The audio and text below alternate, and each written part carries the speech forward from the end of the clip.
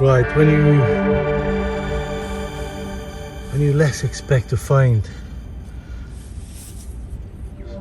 something, and then that comes up, that is a joy.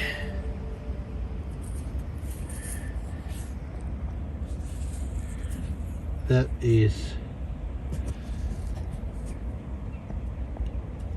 satisfaction.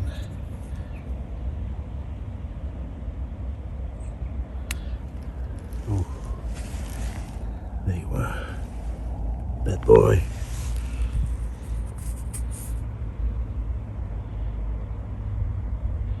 So that's the portrait, and that should be the name there if I can read.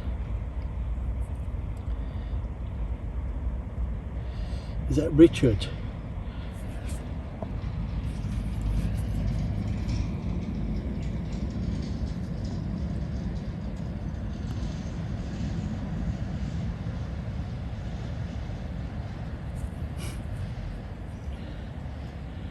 Oh, that is amazing. I think that's my first short cross, half cut.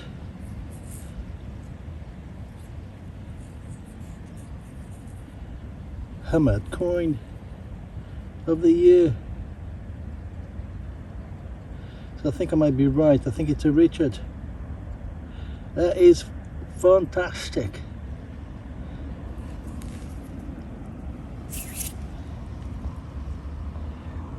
Well pleased with that. The Plantagenet family held the English throne from 1154 AD with the accession of Henry II until 1485 AD, when Richard III died at the Battle of Bosworth. Throughout the dynasty, the penny continued to form the basis of the currency. Henry II introduced the Tilby penny as a new standard to restore public confidence in the currency following Civil War. With nearly 30 mints involved, the mint and the money on the reverse of the coin. In 1180, the Tilby coinage was replaced by the short cross coinage, which again underwent a recoinage in 1205 under King John, but remained until 1247 in the reign of Henry III, all coins carrying the name Henricus on the obverse.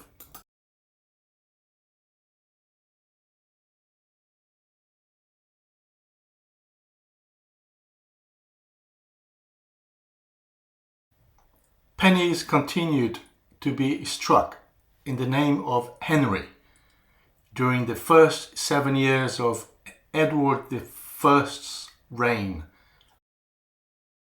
and in 1279 a recoinage took place. Henry III introduced the long cross coinage in 1247 to try and prevent the practice of clipping, the removal of silver from the edge of the coin. Pennies, halfpence and farthings were issued. For the first time the groat, fourpence, was issued until 1282. Pennies and small change continued to be issued under Edward II. The coin I found is a silver penny of either King John or King Henry III that was cut into two halves, an expression used in those days as a halfpenny or halfpence. This is a short cross penny and the edges have been clipped, but during the reign of King Henry III in 1247, a new coinage was introduced, the long cross, making it more difficult to clip the edges of all coinages of that period.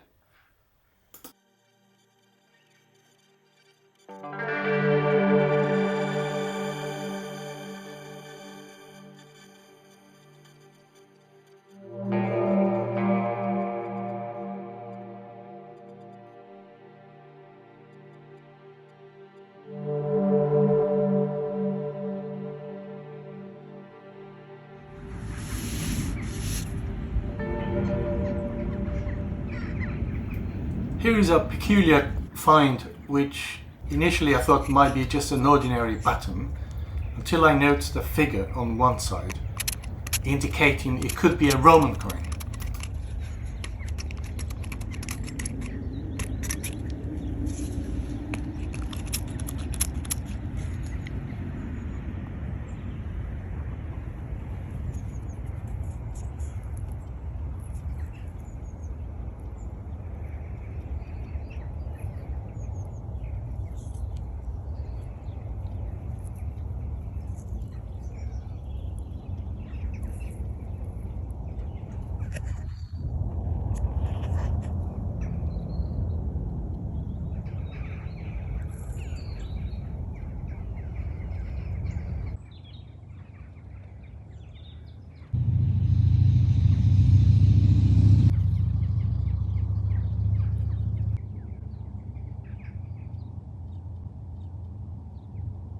My first thoughts, it's a Constantine I, the Constantinople commemorative coins, and he ruled between 307 to 337 AD. The reverse shows winged victory at the center of the coin, but my coin, if it's a victory, it's actually on the right hand side of the coin, so which probably it might not be a Constantine I. My second opinion here would be the Emperor Maxentius, and here is an example of one of his coins. Maxentius was the last emperor to permanently reside in Rome. The reverse appears to have two figures, which could be Castor and Pollux, and so hopefully this is a Maxentius coin, dated 306 to 312 when he died, and apparently he was the enemy of Constantine I. I'll keep you posted on this find, and hopefully that will be my first coin by this Roman emperor.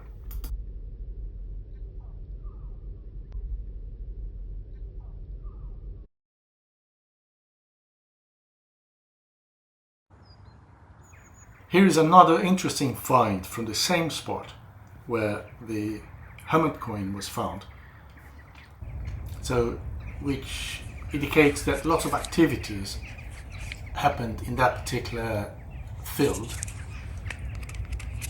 So when I cleaned the object, I realized that it had been quite well preserved in the mud, as you can see there.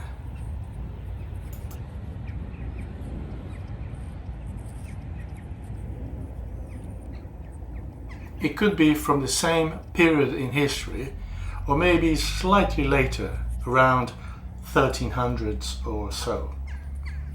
It's an oval, lipped frame of a copper alloy buckle, so it's a medieval buckle. Two separate plates would have been attached to both sides of the frame. Luckily, the pin has survived and is still attached.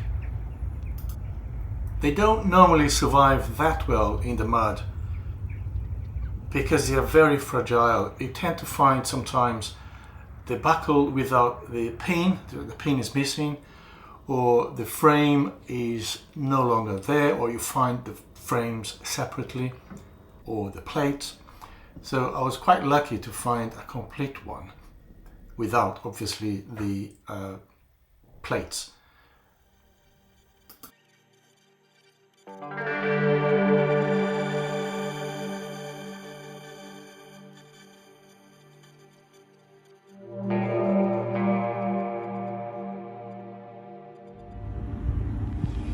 getting quite dark, and we just found this spackle.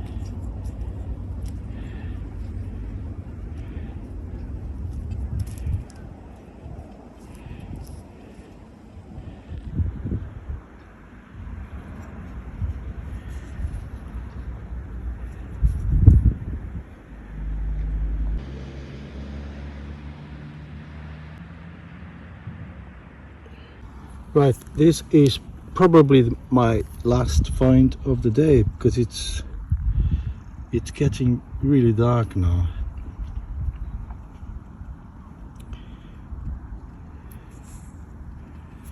So that should clean up excuse me, that should clean up quite nicely. So that's the lion, and that's the unicorn.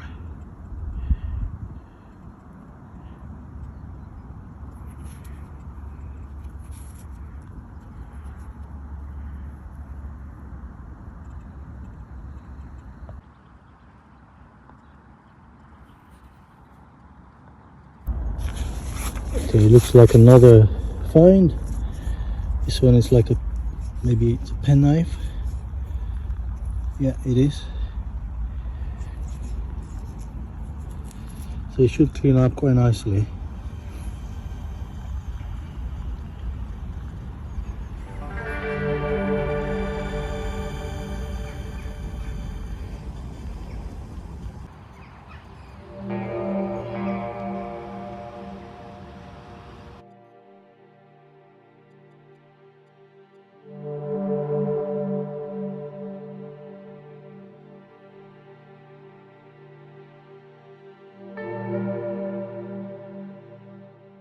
It's a button, but the interesting thing is, it looks like part of the fabric is still attached to the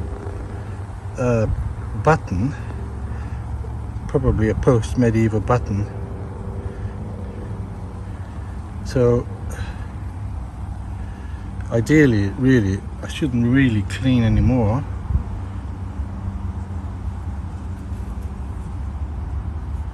There's some details there, I think.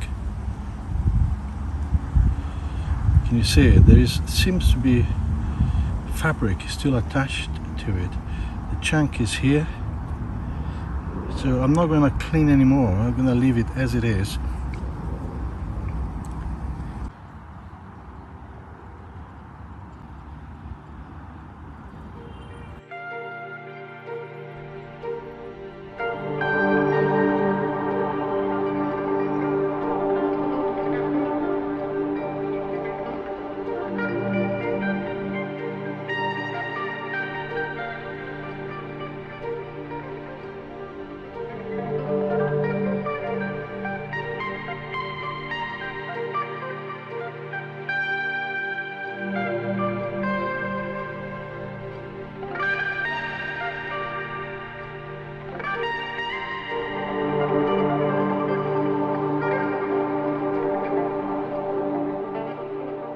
Here's my first find. I'm not sure what it is. It looks like a coin, but I can't see anything there.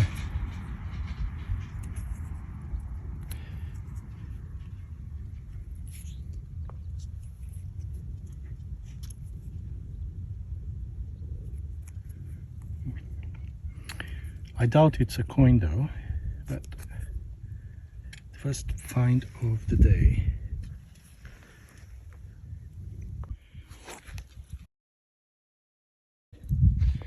So it's likely to be a Georgian.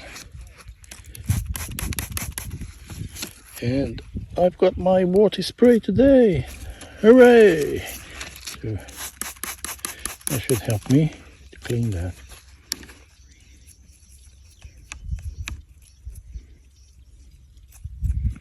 So let's give it the proper clean and then I'll come back. So my guess is as good as yours. Could be a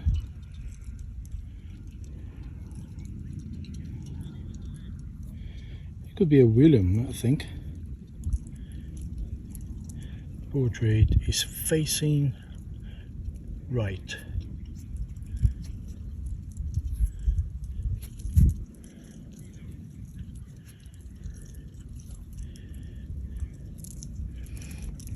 But that's all I can do so far. I do think, I think it's a William. That's the hair there. If it's not a William, it's a George the Third, maybe. Anyway, there you go. I think I've got another coin. It's not a coin, it's a button. And I don't think it's a coin, so it is a button because the shank is there. So I'm not going to spend time cleaning here. But it's I would say 1700s, 1800s button.